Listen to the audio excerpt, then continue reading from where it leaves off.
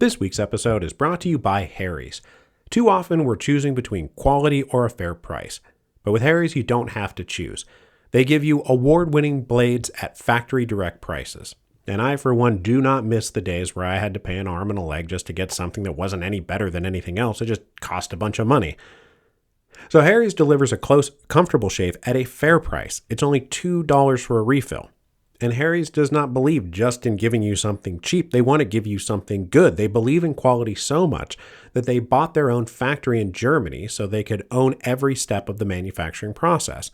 They source their steel from Sweden and manufacture their blades in their world-class blade factory in Germany, one of the select manufacturers in the world who have mastered the technology of creating a Gothic arch, the gold standard for razor blade grinding.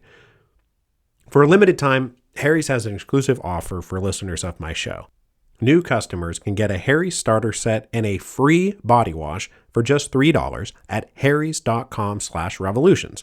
That's over a $16 value for just $3.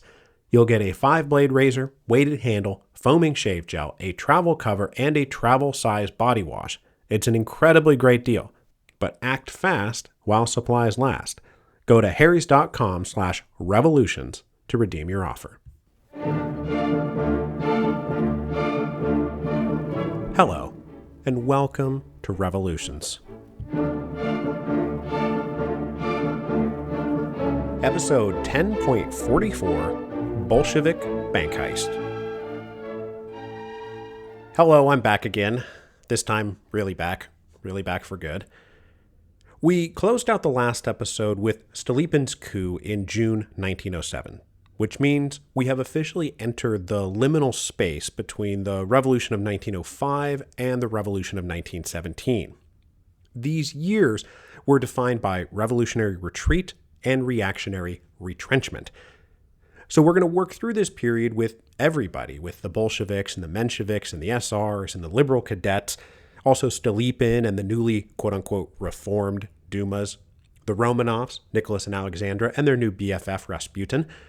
That way we will have a good handle on where everybody was at, physically and mentally and emotionally, heading into the Revolution of 1917.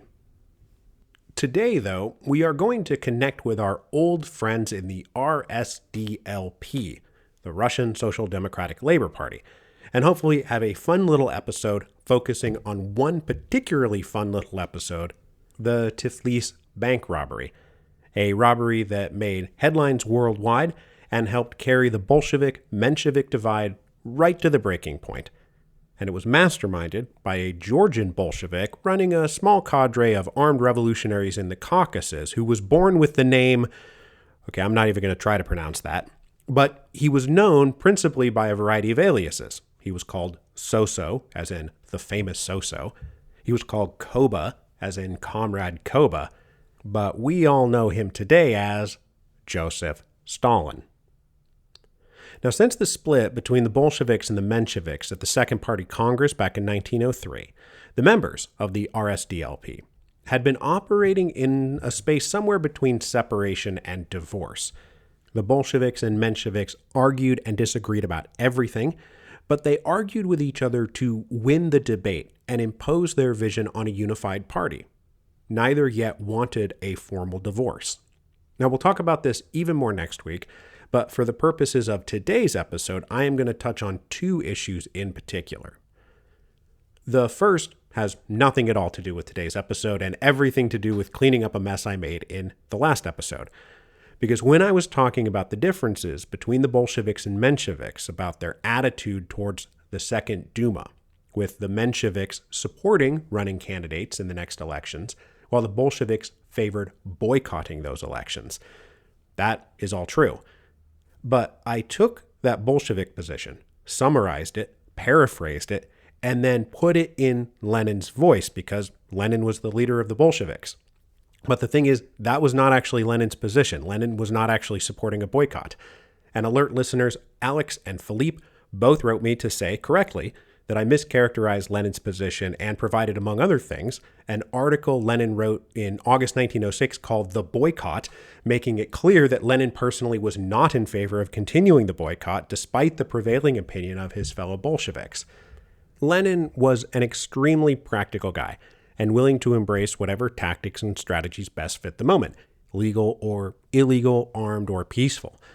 In the summer of 1906, after the dissolution of the First Duma and the failure of various military mutinies and strikes to coalesce into a renewal of a mass uprising-style revolution, Lenin concluded the party had to engage with the Duma because it was the best available arena for them to fight in, and they simply didn't have the force or power necessary to make a boycott count for anything. Both Lenin and Trotsky would later say that boycotting elections to a bourgeois parliament is only smart when you have a mass movement uprising ready to swamp that bourgeois parliament and replace it, which they did not have at the moment. So Lenin argued, and I'm quoting him directly now, the dissolution of the Duma has now clearly demonstrated that in the conditions prevailing in the spring of 1906, the boycott, on the whole, was the right tactic and advantageous. But then he goes on to say, the time has now come when the revolutionary Social Democrats must cease to be boycottists. We shall not refuse to go into the Second Duma when or if it is convened. We shall not refuse to utilize this arena, but we shall not exaggerate its modest importance. On the contrary, guided by the experience already provided by history, we shall entirely subordinate the struggle we wage in the Duma to another form of struggle, namely strikes, uprisings, etc. So that's Lenin in August of 1906 making his position perfectly clear. He believed some conditions pointed to a strategy of boycott, others to a strategy of not boycott, and heading into the elections for the Second Duma, Lenin's position was they should not boycott the election. So, apologies to Lenin and apologies to all of you for that mistake, and thank you to Alex and Philippe for correcting me. The other issue we need to talk about today very much pertains to today's episode, and that is the issue of expropriation. Expropriation, as I said last time, is a fancy word for bank robberies. Mensheviks, like Martov, Plekhanov, and Axelrod, opposed expropriations as little more than lawless banditry that was unbecoming and counterproductive. They believed that with Russia headed towards legal politics, that they needed to leave all of that violent, illegal criminality behind, for PR reasons, sure, but also because armed gangs tended to be full of mere gangsters working for themselves, not the revolution, and they also happened to be easy points of access for government spies and agents provocateurs hoping to lead the party to ruin and discredit. Now, Lenin, for the moment, emphatically disagreed with this. He, as I said, was a practical man, and the party needed money to survive. During the revolutionary upswing of 1904 and 1905, the RSDLP had gotten a lot of donations and funding from liberal magnates and businessmen because they were all kind of on the same side fighting Tsarist autocracy. Those wealthy and ambitious businessmen saw the socialist revolutionaries as providing useful pressure in their own fight for political power. But now that the October Manifesto had been proclaimed, and there were Dumas and elections and everything, that funding dried up, and Lenin did not think the party could afford to turn its back on expropriation. So despite Menshevik opposition, and that means formal party opposition because the Mensheviks won control of the Central Committee of the party at the Fourth Party Congress in April 1906, Lenin and a group of senior Bolsheviks just kept on doing their own thing through a not officially acknowledged group called Bolshevik Center. And it was not officially acknowledged because there were party rules banning such independent committees. Based in Finland, Bolshevik Center included Lenin himself, and also the number 2 Bolshevik, a guy named Alexander Bogdanov, who would soon challenge Lenin for control of the Bolshevik faction, and then probably the 3rd most prominent Bolshevik, Leonid Krasin, an engineering genius living a double life. By day, Krasin was a prosperous and well-connected engineer working for various industrial enterprises. By night, he was a committed Bolshevik revolutionary whose principal obsession and occupation was bomb-making. And just to highlight the kind of underground cooperation that often went on between all the revolutionary groups despite their doctrinal differences, The bombs used by the SR terrorists to try to kill Stolypin in the summer of 1906 were manufactured and given to them by Krasin. So despite the Menshevik opposition, Bolshevik Center just kept right on approving and organizing robberies and other criminal fundraising activities under the banner of expropriation. And they had some really good groups out there, loyal and reliable, doing excellent work providing the party desperately needed funds. This was true especially down in Georgia. Now, socialists and Marxists down in the Caucasus were mostly Mensheviks, but there was one highly capable Bolshevik group called the Outfit, performing splendid revolutionary service. The leader of the Outfit was the famous so-so Comrade Koba, and much, much later, Joseph Stalin. So, let's talk about Stalin. First of all, just to make this easy on all of us, I'm just going to refer to him from here on out as Stalin, even though that is not the name he was known for during this period. He did not adopt the name Stalin until at least 1912.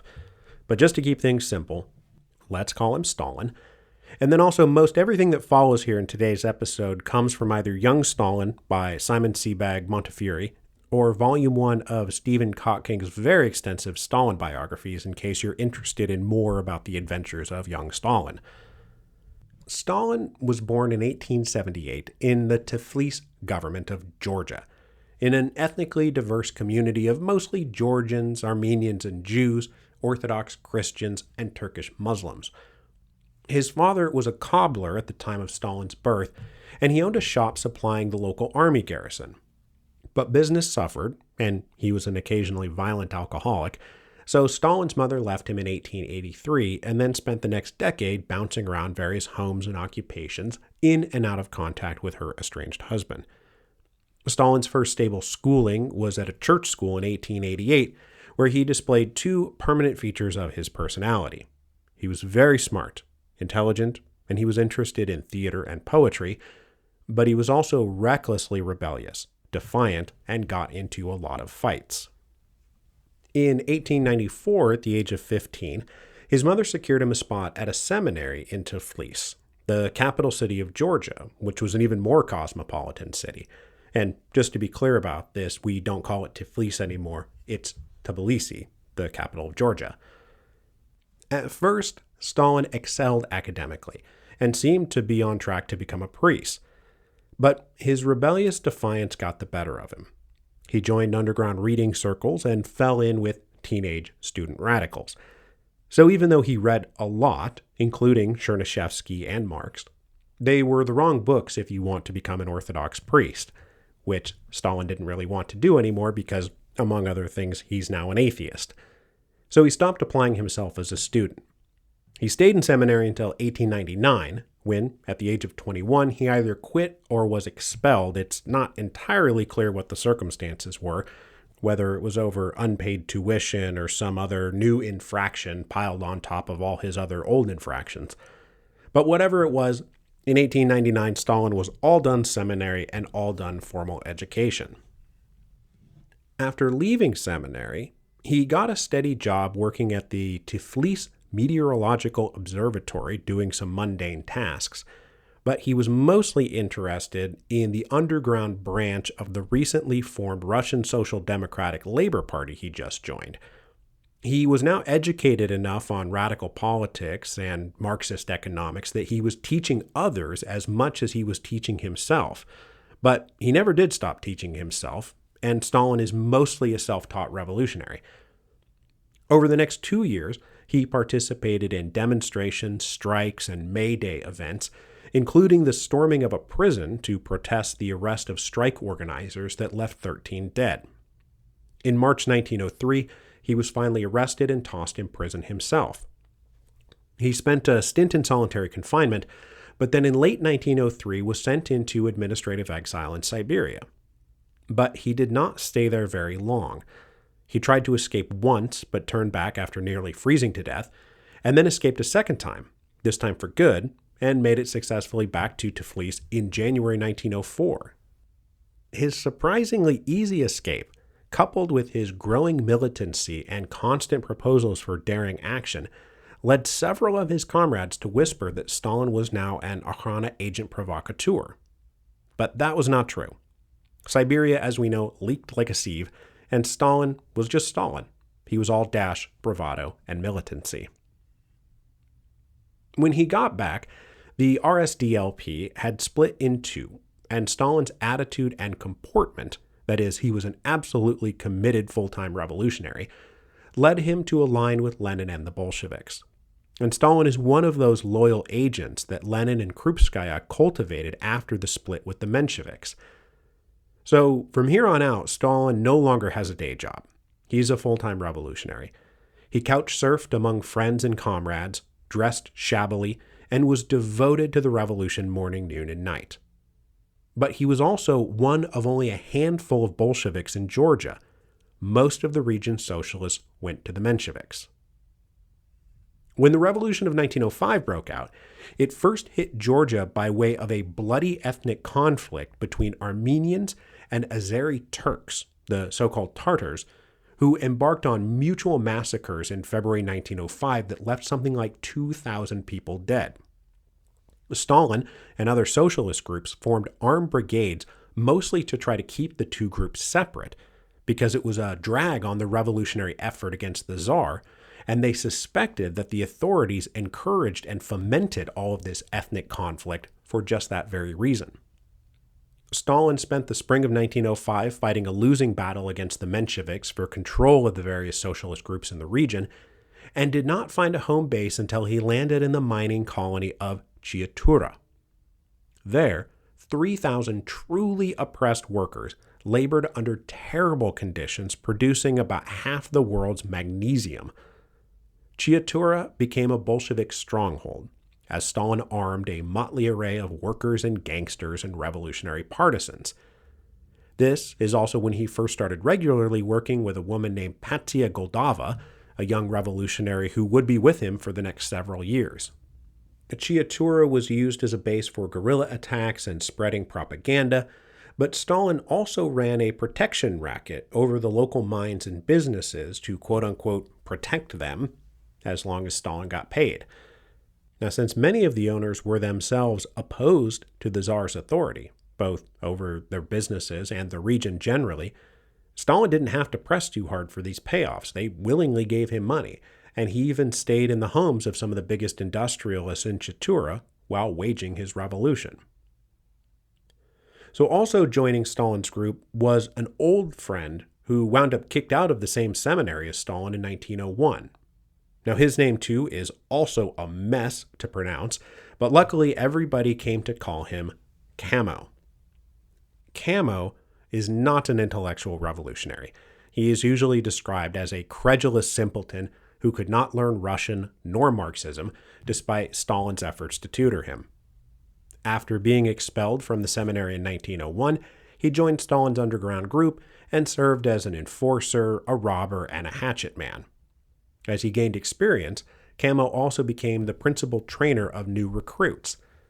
He also discovered he had a flair for disguise, and he enjoyed brazenly passing unnoticed on smuggling runs or intelligence missions. He was also violent and utterly devoted and loyal to Stalin and the revolutionary cause, and he was far more inclined to cut throats than argue the finer points of Marxist doctrine, which he didn't care much about anyway. So the rest of the revolutionary year of 1905 in Georgia was all bombings and assassinations and fighting in the street between revolutionaries and police and Cossacks. It was really, truly open revolutionary warfare down there. And the revolutionaries were clearly winning this war. By October, the authorities only controlled really central Tiflis, with various revolutionary military groups controlling the rest of the city and practically the whole rest of Georgia. Stalin moved back to Tiflis himself and started living with the three sisters of one of his comrades in a dressmaking shop they operated, serving the top men and women of local society. And we're talking mostly here about the wives of the military officers. So while they were getting fitted for dresses, Stalin and company planned their assassinations and raids and bank robberies in the next room.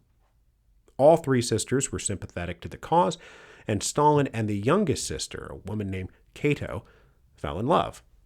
She would soon become Stalin's first wife. After the high tide of revolution started to recede at the end of 1905, Stalin and his gang were hit with two punches. First, the October Manifesto seemed like a pretty big win for the liberal revolutionaries and the industrialists, the ones who had been sort of covertly supporting Stalin, and they withdrew their support. But then in January came the reactionary punitive expeditions, which were particularly brutal in Georgia, with army columns reconquering the region by force, burning and killing and marauding, and breaking the back of the revolutionary groups. And though the revolutionaries managed to knock off one of the senior generals with the old grenade in the lap trick, by February and March 1906, both Bolsheviks and Mensheviks were driven deep underground in Georgia. So from his heyday in 1905, Stalin was now left to reorganize a group of just about a dozen remaining hardcore loyalists, a mix of young men and women. Officially, they called themselves the Technical Group of the Expropriators Club, but informally became known simply as the Outfit. This outfit included still Pansia Goldavia, and also two of her friends, Annetta and Alexandra, who were all adept smugglers and gunfighters.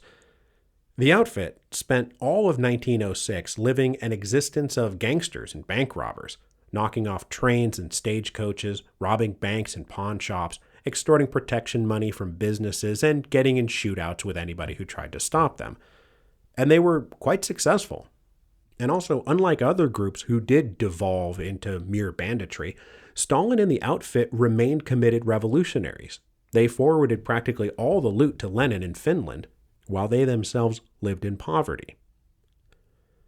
In April 1906, Stalin attended the Fourth Party Congress in Stockholm and was generally disdainful of the effete intellectuals he encountered, which contrasted with his own rough-and-tumble, real revolutionary activity.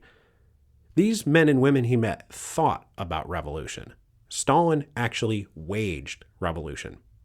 And it's true, Stalin was cut from an entirely different cloth. He was smart, but he was a man of action, not an intellectual. The tool of his trade was the pistol, not the pen. In the fall of 1906, Bolshevik Center wanted to do some more fundraising, and decided maybe they wanted to do something really big. And by the spring of 1907, Stalin had indicated that there was a juicy target, a recently opened branch of the state bank in downtown Tiflis. In April 1907, a couple of the women in the outfit successfully smuggled in bombs and grenades made by Krasin. Meanwhile, Stalin had suborned two key inside accomplices, one of them a bank clerk, the other an old friend from back home now working as a clerk in the local post office who was privy to the secret schedules about movement of money. That guy then tipped off Stalin that a large shipment of cash was due to be transferred via stagecoach on June 13, 1907.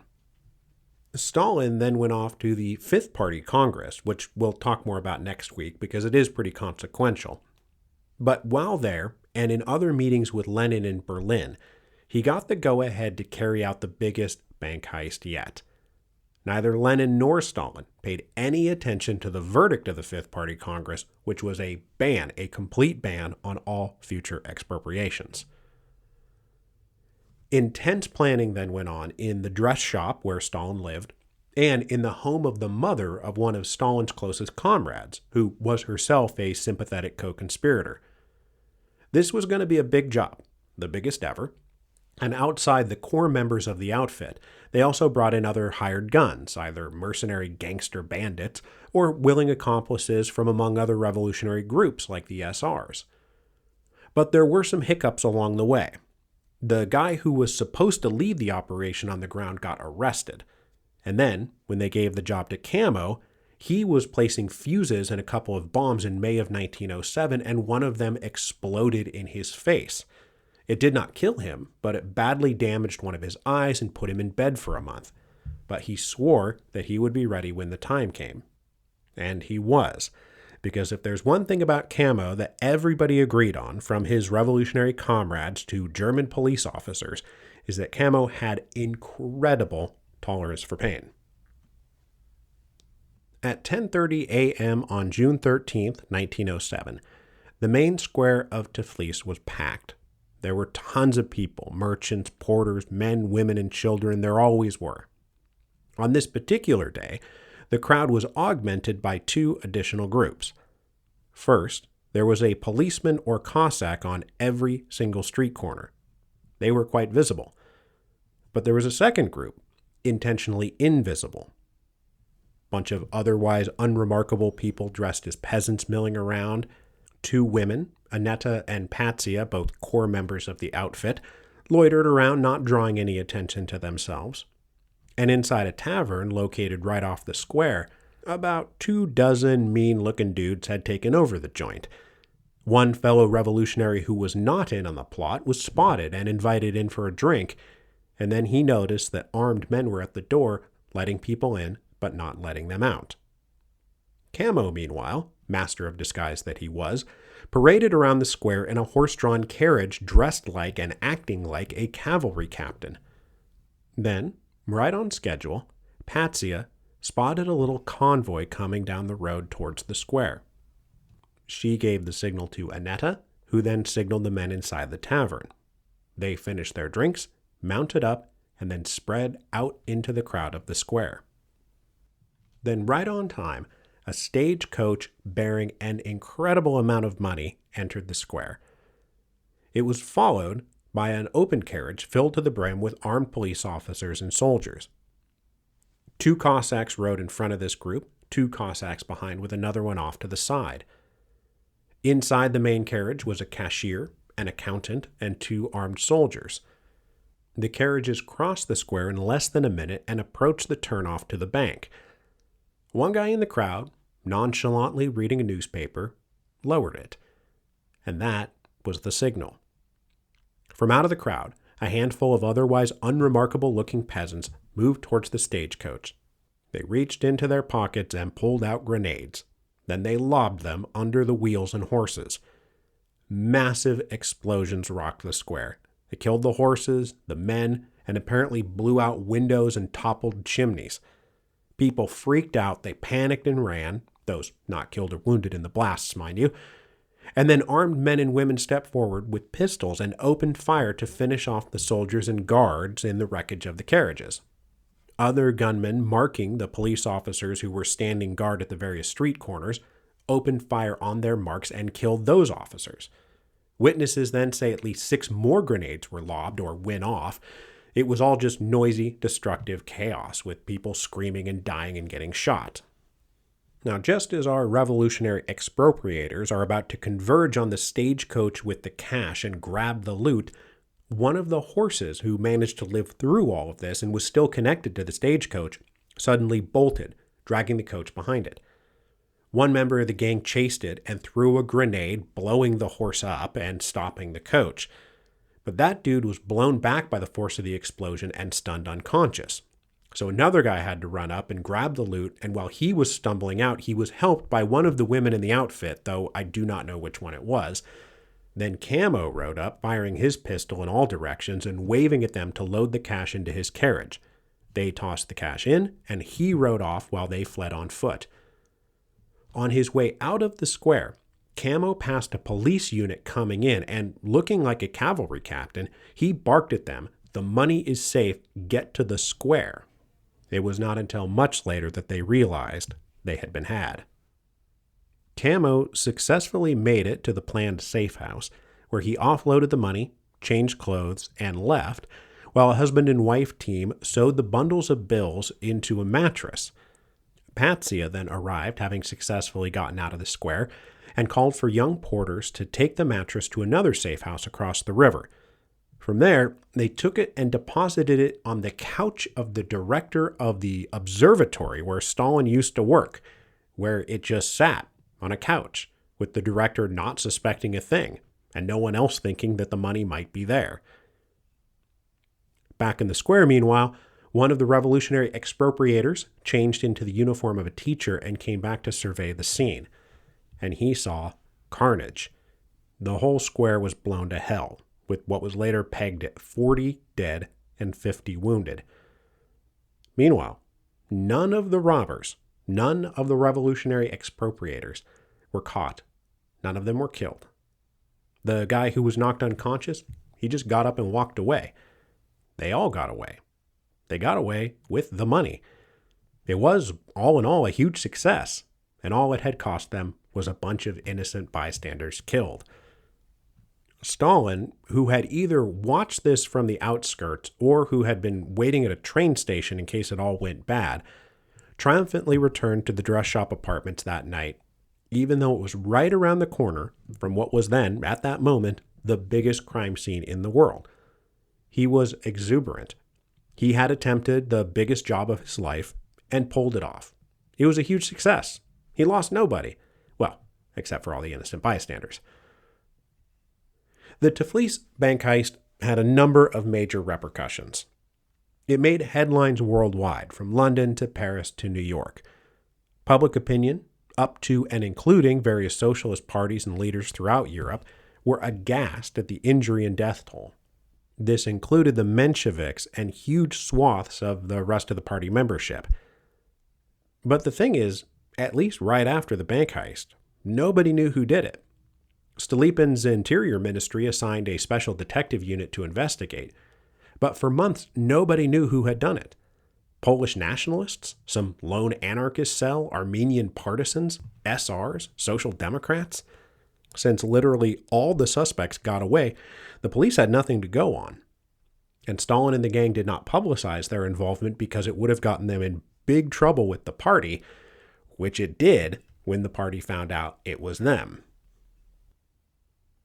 Later, Camo and one of the women from the outfit, although, again, I don't know which one it was, unfortunately, retrieved the money from the observatory and smuggled it to Finland, using a phony passport and credentials provided by a sympathetic Georgian prince, showing them to be a young, newlywed couple. Camo then stayed with Lenin and Krupskaya in Finland for the rest of the summer. Now, a big open question, too, is exactly how much they wound up stealing. It was somewhere between 250 and 350,000 rubles, which reckoned in today's money is somewhere between $3 and $4 million. This is a lot of money. But when they opened the satchels and started to look at it, there was a big problem. Most of it was in 500 ruble notes, all of which were bearing serial numbers which were known to the authorities. So you can't just take one of these notes to any old bank and not expect to get arrested when you present it to the teller. Now, probably about 91,000 rubles worth was in unmarked small bills.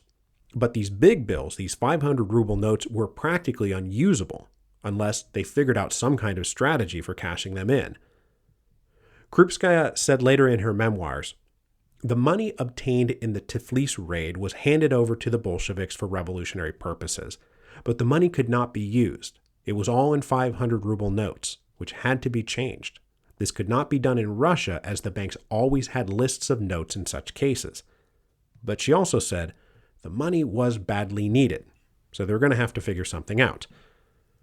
Camo took the untraceable bills and proceeded to travel around to Paris and then Belgium and then Bulgaria, buying more arms for future expropriations, before landing in Berlin, where he met with an emigre Bolshevik doctor to finally get his eye properly checked out. But this guy, completely trusted at the time, turned out to be an Okhrana double agent.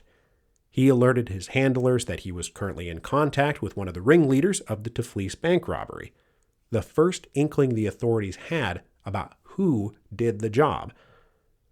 They contacted the German authorities, who detained Camo and found fake passports and a bunch of explosives, which was more than enough to arrest and hold him.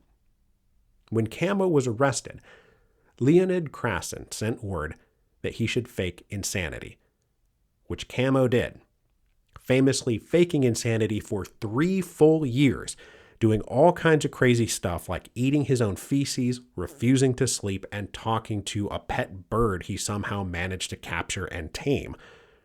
The Germans literally tortured him with like hot needles under the fingernails and stuff like that to break his act and prove that he was faking.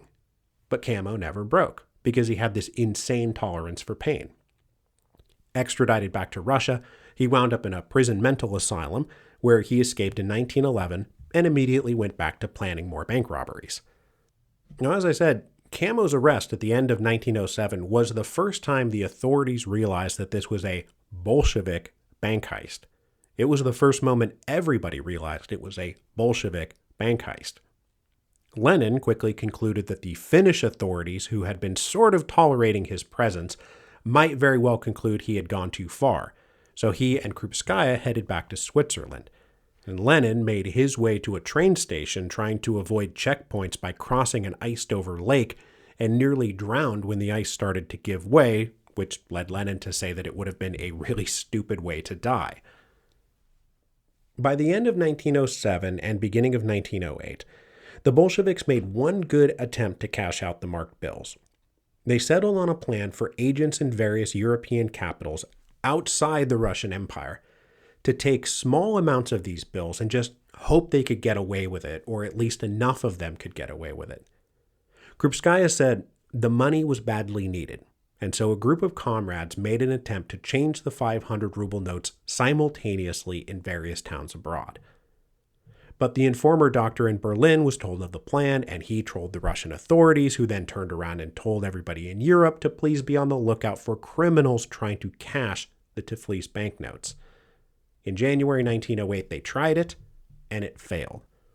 Bank managers across Europe had been alerted to be on the lookout for 500 ruble Russian notes, and everyone who tried to bring some in, whether in Stockholm or Geneva or Paris, was arrested. As you can imagine, all of this caused further ruptures between the Bolsheviks and the Mensheviks. Martov and his compatriots were furious when they found out the Bolsheviks were behind it. They spent years conducting their own internal investigation, interviewing Stalin's accomplices like the post office clerk and the bank clerk. And though never officially kicked out of the party, Stalin does appear to have been expelled from the Georgian local party, which was run by his enemies, the Mensheviks. He then departed his homeland, basically never to return. Lenin, meanwhile, had been careful enough about his own involvement that nothing solid could ever be pinned on him. But the whole incident marked the end of his support for expropriations, and this led to a split among the Bolsheviks, because Krasin and Bogdanov both wanted to keep going with this stuff, and they were furious at Lenin for playing dumb and then backing off of future projects. So it was just fractures inside of fractures inside of fractures. Finally, most of the rest of the bills, all those 500 ruble notes, wound up being burned. All of that just to make a little fire. So that's the story of the Tiflis bank robbery. Next week, we will come back to the Russian Social Democratic Labor Party and talk more about what went on at the Fifth Party Congress and how that was supposed to be a moment of final unification and instead really set the stage for their final divorce as everybody settled back into being émigrés in the reactionary period after the Stolypin reforms. It was also at this Fifth Party Congress that Trotsky, who had been arrested and sent into exile, finally returned, and he was now ready to pitch his comrades on a new theory he had developed, a theory of permanent revolution.